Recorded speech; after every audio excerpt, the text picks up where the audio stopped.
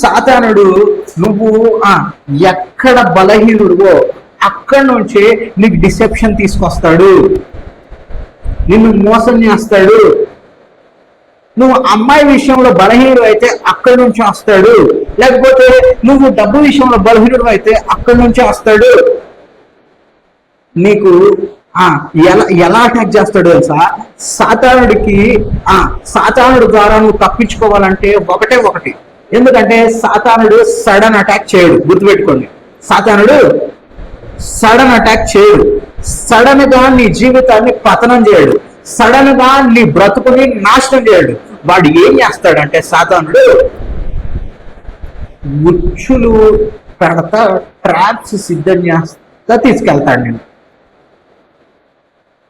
First యజబేలుని చూశాడు, నచ్చింది, పెళ్లి చేసుకున్నాడు. ఆ తర్వాత యజబేలు మోసం చేసింది, అంటే డిసెప్షన్ చేసి ఏం చేసింది? బయలు ప్రవక్తల్ని తెప్పించింది, బయలు విగ్రహాల్ని తెప్పించింది, బయలుకి ఆరాధన జరిగించింది. ఎక్కడ? దేవుడి ప్రదేశంలో, దేవుడి పిల్లల మధ్యలో, దేవుడి మధ్యలో. ఆయన చచ్చిపోలేదే, ఆహాబు కొనసాగిస్తానే ఉన్నాడే, బాగానే ఉండే జీవితం. సడన్ అటాక్ చేయడు సాతానుడు, గుర్తుపెట్టుకోండి. ఎప్పుడైనా నీ జీవితం సడన్ గా పతనం అవ్వదు. నీ జీవితం పతనం అవ్వడానికి కొంచెం కాల పరిమితి ఉంటుంది, కొంచెం కాలం ఉంటుంది, కొంచెం సమయం ఉంటుంది. ఒక్కొక్క ఉచ్చు వెట్టిని పడేస్తాడు సాతానుడు. కాకపోతే నువ్వు దేవుడితో ఉన్నట్లయితే, నువ్వు దేవుడితో గడిపినట్లయితే, నువ్వు దేవుడితో సంబంధం కలిగిన వాడివైతే, ఈ సమయంలోనే నీకు మంచి సమయం నువ్వు తప్పించుకోవడానికి. హల్లెలూయా. ఈ సమయాన్ని నువ్వు గ్రహించగలిగితే నువ్వేం చేస్తావు? తప్పించుకుంటావు. ఎప్పుడైనా సాతానుడు నీకు అర్థం అయిపోవాలి.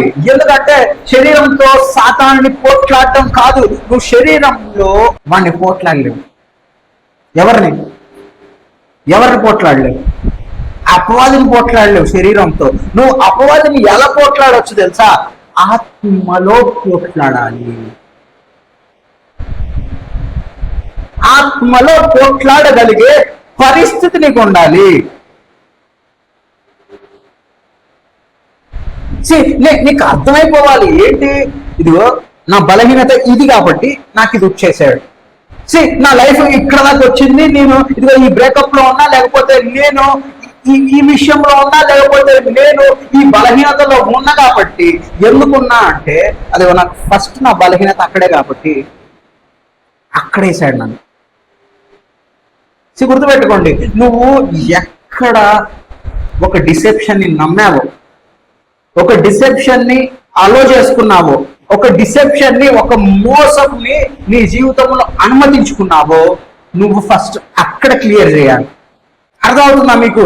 ఎప్పుడు మీ జీవితం పతనం అవ్వడానికి కారణమైన మొదటి రీజన్ ఉంటుంది చూసారా, మొదటి తప్పు ఉంటుంది చూసారా, మొదటి అడుగు ఉంటుంది చూసారా, మొదటి డిసెప్షన్ ఉండేది చూసారా, అక్కడ నువ్వు క్లియర్ చేస్తే మొత్తం క్లియర్ అవుతుంది.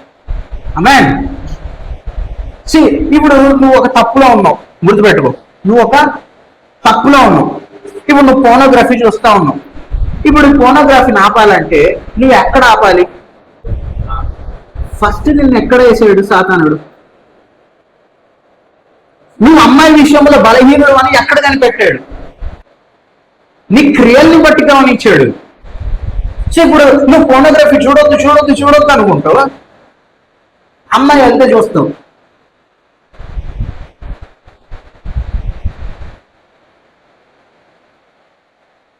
చూసావు, తెచ్చుకున్నావు. నువ్వు అక్కడ కట్ చేస్తే ఇక్కడ కట్ అయింది. నువ్వు ఎక్కడైతే ఒక బలహీనతకు నువ్వు కారణమయ్యావో, నీ జీవితంలో ఆరంభించుకున్నావో, అక్కడ నువ్వు కట్ చేస్తే ఇది కట్ అయింది.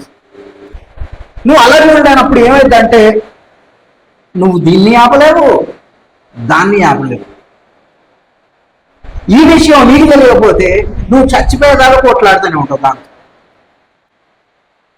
ఆయన కృప ఉంటే మధ్యలో నాలంటూ ఎవరో ఒక పాస్టర్ వచ్చి చెప్తే తప్పితే ఆ చెప్పిన దాన్ని కూడా నువ్వు అర్థం చేసుకొని నీ జీవితానికి అప్లై చేసుకొని నువ్వు దాంట్లో బతకడం మొదలు పెడితే నీ జీవితం మారిద్ది. పాపంలో పడకుండా నువ్వు యుక్తిగా ఆలోచన చేస్తావు, వైజ్గా వివేచనతో ప్రవర్తించడం మొదలు పెడతావు. అలా లేనప్పుడు నువ్వు చచ్చిపోయేదాకా ఆ పోరాటం ఉంటుంది. కాబట్టి నీ తప్పు ఆపాలంటే ఏం చేయాలి? నీ తప్పు కారణమైన మొదటి రీజన్ని కొట్టాలి అక్కడ. ఎందుకంటే సాతానుడి వల్ల నువ్వు పాపం చేయట్లేదు. గుర్తుపెట్టుకో, ఫస్ట్ స్టెప్ ఇంటూ సిన్ నీ శరీరం. అర్థమవుతుందా మీకు? నువ్వు తప్పు చేయడానికి ఫస్ట్ కారణం ఏంటి? నీ శరీరం. నువ్వు ఎప్పుడైతే శరీరంతో తప్పుడు ఆలోచనలోకి దిగుతావో, తప్పుడు యాక్షన్స్ తో దిగుతావో నీ శరీరంతో, అక్కడ నువ్వు దొరుకుతావు. ఎప్పుడైతే నువ్వు దొరికావో, నువ్వు ఎప్పుడైతే, అందుకే కయ్యూనుతో దేవుడు అదే చెప్తాడుగా, నువ్వు సత్క్రియ చేసిన ఎడలా నీ తలెత్తుకుంటావే. నువ్వు ఎత్తుకోకపోతే దానికి కారణం ఏంటి? ఒకవేళ నువ్వు సత్క్రియ జరిగించకపోతే, నువ్వు పాపము చేస్తే, నువ్వు తప్పు చేస్తే నీ వాకిట ఎదుట పాపము నిలిచి ఉండిద్ది, దానికి నీ మీద వాంచగలిగిద్ది. నువ్వు దాన్ని ఎప్పుడు ఫస్ట్ స్టెప్ నీది, నువ్వు ఆలోచిస్తావు. ఎందుకంటే నీ శరీరం చచ్చిపోదు, నీ శరీరం బతికే ఉంటది. కాబట్టి నీకు తప్పుడు ఆలోచన వస్తుంది. ఎప్పుడైతే నీకు తప్పుడు ఆలోచన వచ్చిందో ఆ తప్పుడు ఆలోచనని సాతానుడు వాడుకుంటాడు. ఎందుకంటే నీ తప్పుడు ఆలోచన నీ శరీరము ఇంకా బతికి ఉన్న పరిస్థితి నీ పతనానికి కారణమైంది. అందుకే ఒక క్రైస్తవుడిగా జీవించుచున్న నీవు పుట్టినప్పటి నుంచి చచ్చిపోయేంత వరకు నీ పోరాటం దేని మీద తెలుసా? నీ శరీరాన్ని చంపడంలో ఉండాలి.